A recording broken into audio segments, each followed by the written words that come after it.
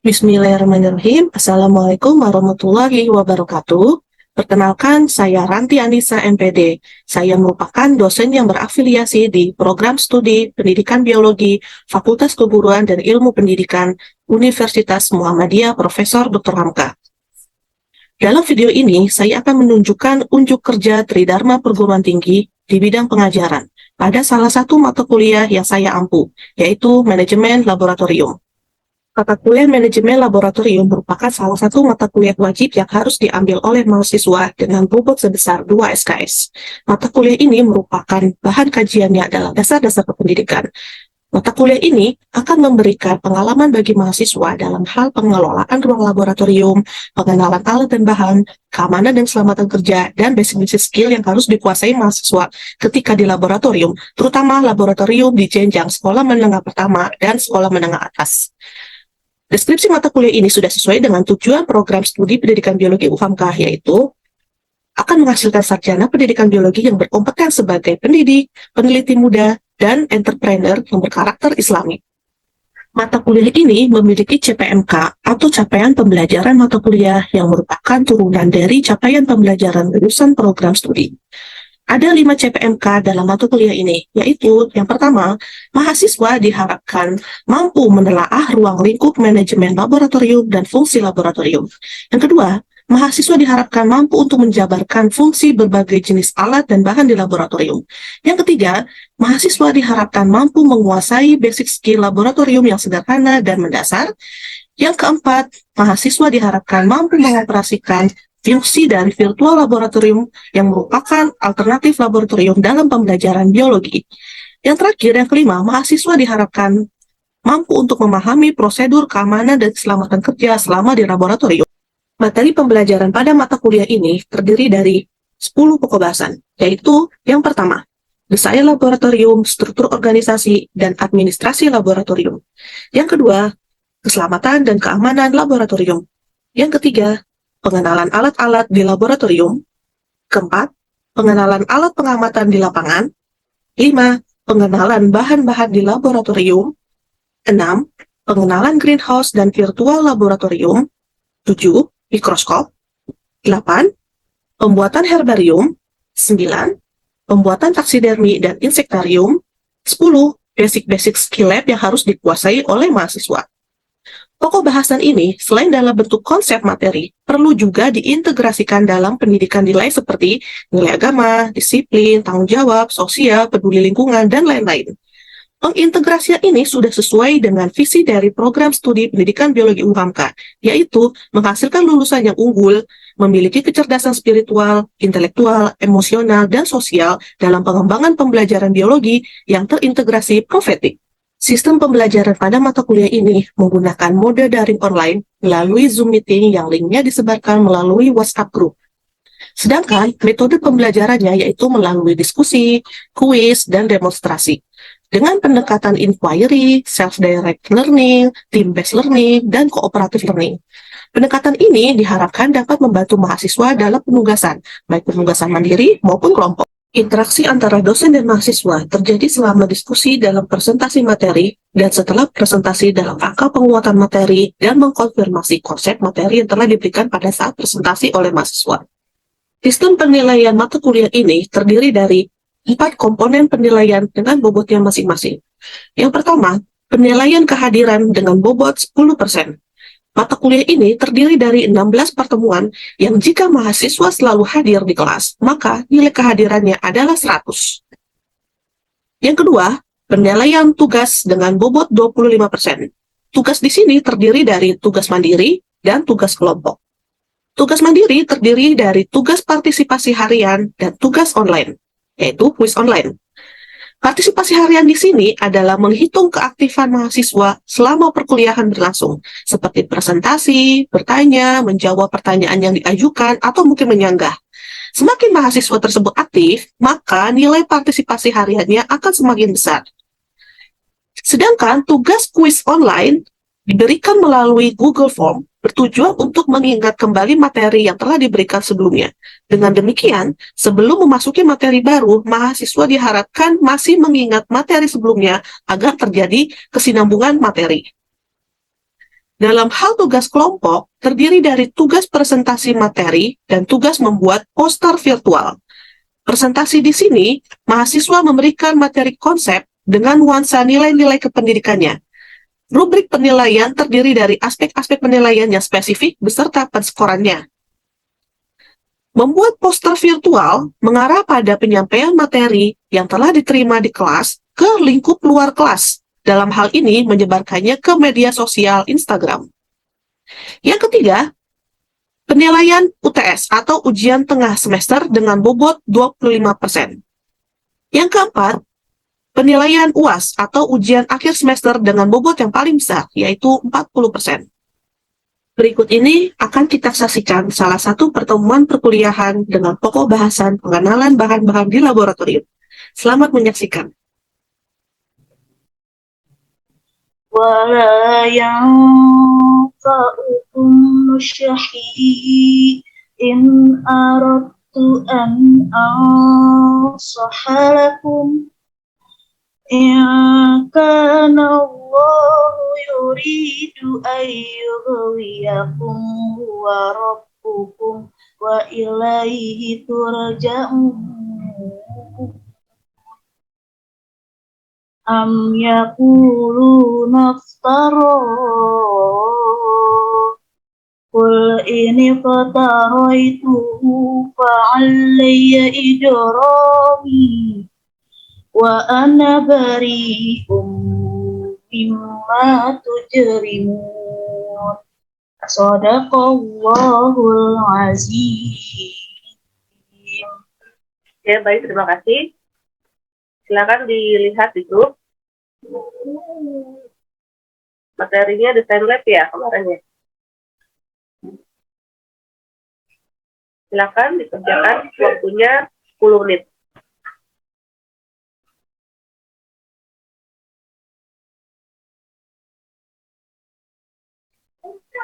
Sudah? Waktunya sudah habis?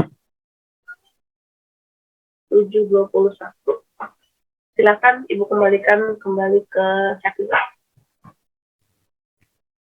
Baik, terima kasih Ibu. Untuk sesi selanjutnya adalah penyampaian materi oleh kelompok 5.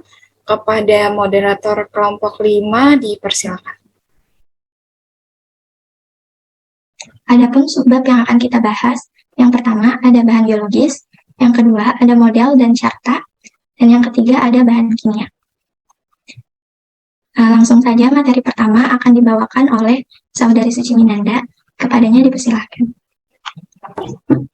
Terima kasih kepada moderator. Di sini ada bahan biologis. Bahan biologis di sini ada spesimen. Nah, spesimen ini adalah pemeriksaan yang dilakukan pada suatu bagian dari keseluruhan atau sampel yang diambil dengan metode tertentu. Di sini contohnya ada virus. Virus ini yang paling umum digunakan dalam biologi adalah bakteriofag, yaitu virus yang hanya menyerang bakteri. Terus contoh terakhir ada tikus lab umum. Adalah jenis hewan lab yang paling umum. Mereka biasanya digunakan dalam proyek penelitian untuk menguji obat dan mudah ditangani dan direproduksi dengan cepat.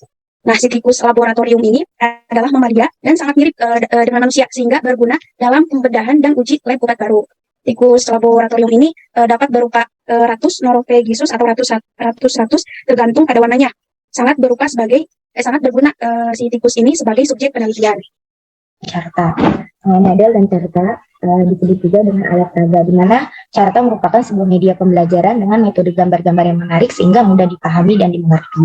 Nah, sedangkan media carta sendiri yaitu di mana alat peraga visual yang berupa gambar 2 dimensi atau 3 dimensi yang dapat mempengaruhi pemahaman dan kompetensi suatu mahasiswa atau suatu siswa jika ada di sekolah. Nah, model dan carta ini ada model dibuat karena alasan ukuran objek sebenarnya, di mana alat peraga yang dibentuk sedemikian rupa sama seperti dengan aslinya. Gambarannya seperti ini, ada model jaringan pada tumbuhan dan model sel. Lalu ada model carta yang dibuat untuk menunjukkan bagian dalam suatu objek biologi. Di sini alat peraganya menggambarkan model struktur otak di dalam tengkorak. Otak di dalam tengkorak, yaitu otak kita itu seperti apa? Ya, ada otak kanan, otak kiri, cerebellum. Terus di sini ada bagian-bagian rangka itu apa saja. Selanjutnya Ada sifat-sifat bahan kimia. Di sini ada bahan kimia mudah terbakar, bahan kimia pengoksidasi, bahan kimia mudah meledak, bahan radioaktif, bahan korosif, dan yang terakhir ada bahan beracun atau toksik. Nah, bahan kimia sendiri memiliki sifat nih. Yang pertama, mudah meledak, contohnya asetilena dan amonium nitrat. Yang kedua, ada pengoksidasi, contohnya aseton dan asam sulfat. Yang ketiga, mudah terbakar, contohnya ada etil eter dan propana. Selanjutnya ada korosif, yaitu contohnya ada asam asetat dan aluminium klorida. Menyebabkan iritasi, contoh amonia dan belerang dioksida. Bahan kimia pengoksidasi ini adalah suatu bahan kimia yang mungkin tidak mudah terbakar, tetapi dapat menghasilkan oksigen yang dapat menyebabkan kebakaran bahan-bahan lainnya. Nah, contohnya itu ada klorat, perklorat, fluorin, iodin, peroksida, asam nitrat, kalium nitrat, dan kalium permanganat. Ini ada lambangnya. And the next, Aurel. Nah, ini ada contoh bahan kimia pengoksidasi. Itu saja penyampaian materi dari saya. Selanjutnya akan disampaikan oleh Aurelanda. Kepadanya dipersilakan. Baik, terima kasih kepada moderator yang telah mempersilahkan saya untuk memaparkan materi. Selanjutnya ada bahan radioaktif. Bahan radioaktif adalah bahan kimia yang mempunyai kemampuan memancarkan sinar radioaktif dengan aktivitas jenis lebih besar dari 0,002 mikrojoule atau gram. Suatu bahan kimia dapat termasuk di antara satu atau lebih golongan di atas karena memang mempunyai sifat kimia yang lebih dari satu sifat. Efek bahan kimia tersebut terhadap jaringan dan organ tubuh dapat cepat juga lambat tergantung pada jenis bahan, lama waktu kontak, dan daya tahan tubuh.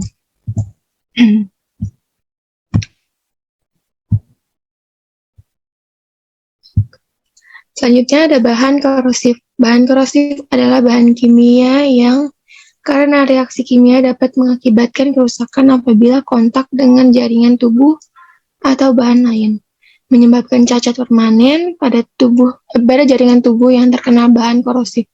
Bahan yang dapat menimbulkan rasa nyeri yang dapat menyebabkan inflamasi pada kulit. Zat korosif dapat bereaksi dengan jaringan seperti kulit, mata, dan saluran pernapasan. Kerusakan dapat berupa luka, peradangan, iritasi atau gatal-gatal, dan sensitasi atau jaringan menjadi amat peka terhadap bahan kimia. Contohnya ada asam nitrat, asam sulfat, asam klorida, natrium hidroksida, dan sebagainya. Lalu kandungan nilai dalam pengenalan bahan di laboratorium menurut kelompok kami yaitu ada beberapa kandungan nilai. Yang pertama ada nilai agama, di mana bisa kalian lihat, nanti kalian bisa bacain sendiri. Maaf Bu, dibacakan ayatnya atau artinya aja Bu? Artinya aja, Nurul. Oh iya, baik Bu. Artinya yaitu sesungguhnya kami telah mengutus rasul-rasul kami dengan membawa bukti-bukti yang nyata dan telah kami turunkan bersama mereka Alkitab dan neraca keadilan supaya manusia dapat melaksanakan keadilan. Dan kami ciptakan besi, rumus kimianya yaitu Fe yang padanya terdapat kekuatan yang hebat dan berbagai manfaat bagi manusia. Supaya mereka mempergunakan besi itu dan supaya Allah mengetahui siapa yang menolong agamanya dan rasulnya padahal Allah tidak dilihatnya. Sesungguhnya Allah Maha Kuat lagi Maha Perkasa. Lalu nilai yang kedua dalam pengenalan bahan di laboratorium yaitu ada nilai kedisiplinan dalam menjaga keamanan dan keselamatan kerja di laboratorium, maka penegakan disiplin bagi semua yang terlibat harus diterapkan. Kebebasan ini memang diperlukan bagi peserta didik yang berpraktikum, namun kebebasan dimaksud bukan kebebasan tanpa batas, di mana di dalam laboratorium sangat banyak bahan yang berbahaya jika digunakan tanpa disiplin sesuai aturan penggunaan bahan yang bersangkutan akan terjadi sesuatu hal yang tidak diinginkan. Bisa di next, Aurel. Ada nilai tanggung jawab, sikap dan perilaku seorang laboran atau seorang yang akan berada di sebuah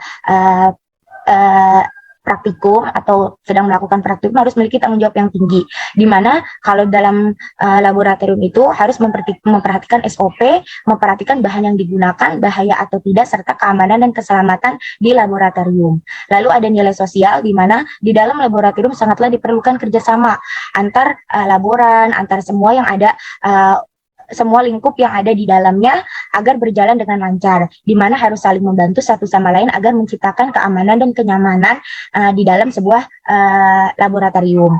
Nilai yang kelima yaitu nilai peduli lingkungan, di mana kita sering menjumpai berbagai jenis bahan-bahan penelitian di bahan-bahan yang akan berhubungan dengan kita yang akan kita lakukan di laboratorium. Oleh karena itu diperlukan pemahaman dan kepekaan terhadap lingkungan agar dapat berjalan dengan lancar dan bahan itu tidak merugikan diri kita sendiri terhadap lingkungan atau terjadi hal-hal yang tidak diinginkan. Baik, Sekian penyampaian materi dari kami. Selanjutnya akan saya buka sesi tanya jawab. Kepada teman-teman yang ingin bertanya, silakan diaktifkan raise hand-nya.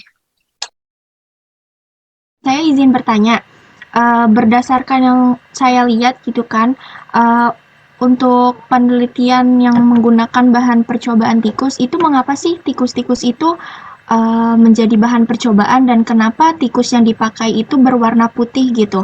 Tadi kan fungsi tikus itu sebagai pengujian obat ya. Nah, contoh obatnya itu seperti apa sih? Dan apakah tindakan tersebut bisa dibilang membunuh hewan? Terima kasih. Yang lain boleh bantu menjawab kalau paham.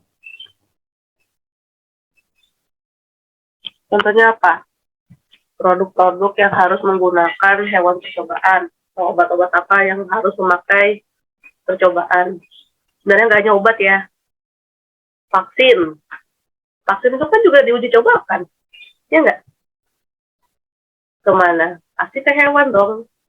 Kenapa nggak ke manusia? Bu, izin, karena sebelumnya itu ada uji praklinik, Bu. Sebelum ada uji klinik. Nah, sebelumnya tuh diujikan dulu, Bu. Nah, gimana itu? Ya, Bu. Jadi ada tahapan sebelum sampai misalnya obat itu diedarkan, Ibu. Contohnya, maaf ya teman-teman.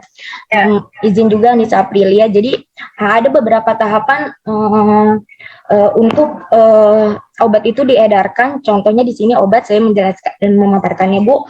Ada uji praklinik dan uji klinik. Di mana uji praklinik itu diujikan ada sebelumnya itu bukan kepada manusia, tetapi kepada hewan yang menyerupai hewan yang organnya itu sama seperti manusia. Nah, contohnya itu ya seperti mencit, yang tadi mencit yang saya di hewan percobaan itu teman-teman yang berwarna putih, dan tikus, kelinci, di mana organ-organnya itu sama dengan manusia. Nah, contoh obat setelah itu ada tahapan-tahapan lagi. Setelah praklinik itu biasanya ada relawan, kita ujikan setelah memang obat ini aman untuk dikonsumsi kepada hewan. Nah, diujikan kepada manusia tapi relawannya itu mungkin ada kisaran berapa itu, Bu, maaf saya lupa.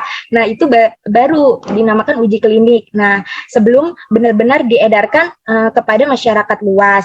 Nah, contoh kalau pada mencit itu sekresi kelenjar saliva, Bu, atau air liur. Nah, itu biasanya diberikan diazepam, Bu. Nah, diazepam yang sekarang kita konsumsi itu sebelumnya sudah diberikan kepada si mencit itu, Bu. Lalu atropin sulfat, Bu, di mana atropin sulfat ini saraf otonom, Bu. Membuat mencit ketika disuntikan atropin sulfat 0,25 mili itu gimana mencit ini berpengaruh kepada si atropin sulfat tersebut, Bu. Nah, itu, Bu, kalau menurut saya, Bu, gitu, Bu. Jadi tahapan ya itu, Bu, yang saya tambahkan. Saya perwakilan dari kelompok saya, Bu. Saya mencoba menjawab. Tadi Wirda, apakah boleh sifat bahan kimia yang sama-sama sudah dilarutkan dengan konsentrasi rendah boleh disimpan berdekatan? Jadi kan Wirda, kita lihat dulu bahannya itu apa, yang dilarutkannya itu dengan apa. Jadi nggak bisa kita deketin, nanti takutnya bahan yang korosif dan mudah meledak lah, itu kan ada tanda-tanda dan simbol yang perlu kita perhatikan. Jadi kita harus lihat dulu dari bahannya itu apa dan dilarutkannya dengan apa. Jadi gitu ya Wirda, yang tadi sudah saya sampaikan sebelumnya, itu sudah diatur di MSDS. Jadi material safety, maaf Bu, kepanjangannya saya lupa Bu, sebentar saya lihat catatan saya Bu. Material safety data set. Nah, itu sudah diatur bagaimana informasi penting penggunaan bahan kimia di laboratorium. Jadi kita bisa lihat. Jadi sebelum kita menggunakan laboratorium, menggunakan bahan praktek, bahan-bahan di laboratorium, kita juga harus menggunakan MSDS ini untuk menjaga keselamatan dan tahu simbol-simbolnya apa aja sudah diatur di MSDS ini. Mungkin nanti bisa ditambahkan oleh Ibu Ranti. Terima kasih Ibu. Ya, sama-sama. Udah lengkap itu jawabanmu? Ya, yang jelas kalau berhubungan dengan bahan kimia, itu harus jauh-jauh dari bahan-bahan lain.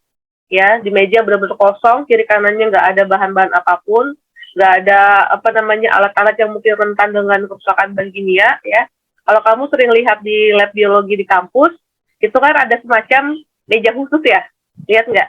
Yang ada plastiknya. Itu apa? Meja apa? Atau lemari apa? Asam. Ya, lemari asam. Jadi kalau kamu mau buka bahan kimia, di situ tempatnya.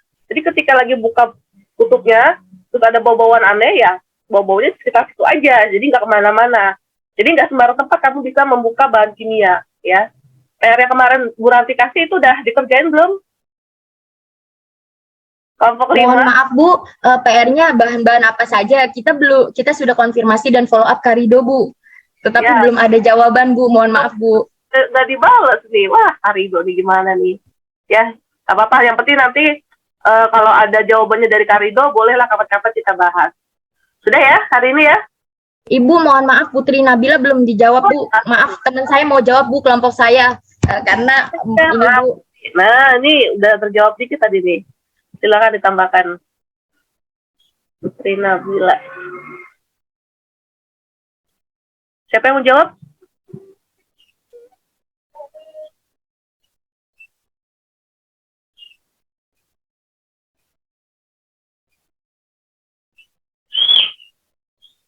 Ada kuliah apa habis ini? Struktur tumbuhan, Bu. Adeptik ya? Vertebrata, Bu. Vertebrata. Tuh, udah dipanggil tuh sama dosennya tuh. Ah, kuliahnya Bu Ranti lama nih. Ini. Ibu, mohon maaf, saya perwakilan dari kelompok saya. Ini teman-teman mungkin nanti dari kelompok saya, ini estimasi waktu ya Bu ya. Ini saya lagi bukannya gitu Bu. Jadi tadi Putri Nabila itu nanya, adakah kriteria lemari penyimpanan yang sesuai untuk penyimpanan bahan kimia? Tadi Bu Ranti sudah menyentil sedikit, sudah membuka bahasa sedikit untuk menjawab pertanyaan dari Putri Nabila. Ada kriteria lemari penyimpanan yang sesuai untuk penyimpanan bahan kimia, yaitu contohnya tadi lemari asam. Berarti kalau lemari asam itu digunakan untuk bahan-bahan yang bersifat asam, biar tidak menguap dan tidak terpapar kepada kita tidak menghirupnya. Karena tadi di materi juga di PPT bahan-bahan kimia itu ada tiga proses untuk masuk ke dalam tubuh kita, baik melalui hidung atau mulut atau termakan gitu. Cukup jelas Putri Nabila. Contohnya itu ada lemarinya ada, itu contohnya lemari asam. Cukup bagaimana Putri Nabila? Jelas, terima kasih. Ya, sama-sama Putri Nabila. Oke. Yang jelas kalau lemari untuk menyimpan bahan kimia itu harus jauh dari sinar matahari. Ya. Kenapa? Karena khawatir, ya namanya kan bahan kimia ya. Terus sinar matahari itu kan hangat ya. Namanya benda kalau dihangatkan lama-lama jadi panas, ya enggak? Jadi kalau misalnya menyimpan lemari yang isinya bahan kimia itu harus jauh-jauh dari jendela terutama. Biasanya di pojokan ruangan. Itu salah satu syaratnya dari segi posisi penyimpanan lemarinya. Ya, sudah ya? Silakan ditutup. Saya sudah diskusi yang sangat panjang untuk hari ini. Terima kasih teman-teman untuk atensinya terhadap kelompok 5 yang luar biasa. Untuk mengakhiri sesi ini, mari kita mengucapkan hamdalah bersama. Alhamdulillahirrahmanirrahim. Saya Putri Radila, pamit undur diri. Mohon maaf jika ada kesalahan. Terima kasih. Wassalamualaikum warahmatullahi wabarakatuh. Saya kembalikan kepada Ibu Ranti. Waalaikumsalam warahmatullahi wabarakatuh. Oke, Ibu anggap materinya sudah selesai untuk UTS ya. Berarti minggu depan kita masuk ke review materi ya. Atau mau ini aja, reviewnya itu secara apa sih namanya, WA atau misalnya secara nggak mau ke kampus ya kalian ya? Nggak bisa ya? Atau kita libur dulu atau bagaimana? Jadi kita nggak Zoom gitu maksudnya reviewnya. Atau mau tetap Zoom? Minggu depan tuh udah review aja ya, jadi mengulang kembali materi yang sudah kita pelajari di awal. Kira-kira minggu depan kalau emang maunya tidak Zoom, tapi kita tetap kuliah ya. Jadi nanti ada pembahasan tertentu di WA group ya. Jadi sekali-sekali kita tidak Zoom dulu lah Bu. Ya capek ya Bu ya, Zoom terus gitu. Ya kalau misalnya mau seperti itu silakan, tapi kalau mau tetap Zoom kita diskusi seperti ini, ya mungkin ada pertanyaan yang belum terungkap gitu ya, karena sudah terbatas waktu gitu ya. Kayaknya mau minggu depan aja deh nanyanya gitu, masih penasaran gitu. Monggo silakan. Gitu ya. Silakan keputusannya nanti saja di WA ya, apakah minggu depan mau Zoom atau tidak. Karena yang jelas minggu depan itu kita akan review materi. Silakan dibaca-baca lagi materinya, pahami. Ada nggak yang kalian masih belum paham ya, masih kurang jelas, silakan dicatat. Nanti akan kita bahas pada saat minggu depan. Jelas ya? Oke, kalau sudah, kita tutup perkuliahan kita dengan mengucapkan hamdalah bersama-sama. Alhamdulillahirabbil alamin. Sekali dan majelis. Astagfirullahaladzim, astagfirullahaladzim, astagfirullahaladzim. Allahumma asyhadu an la ilaha illa anta, astaghfiruka wa atubu ilaik. Terima kasih atas perhatiannya. Sampai jumpa minggu depan. Tutup. Assalamualaikum warahmatullahi wabarakatuh. Waalaikumsalam. Terima kasih, Bu. Terima kasih telah menyaksikan video ini dalam rangka kinerja Tridharma Perguruan Tinggi bidang pengajaran. Mohon maaf apabila ada kesalahan. Semoga video ini bermanfaat untuk kita semua. Wabillahi taufiq wal hidayah. Wassalamualaikum warahmatullahi wabarakatuh.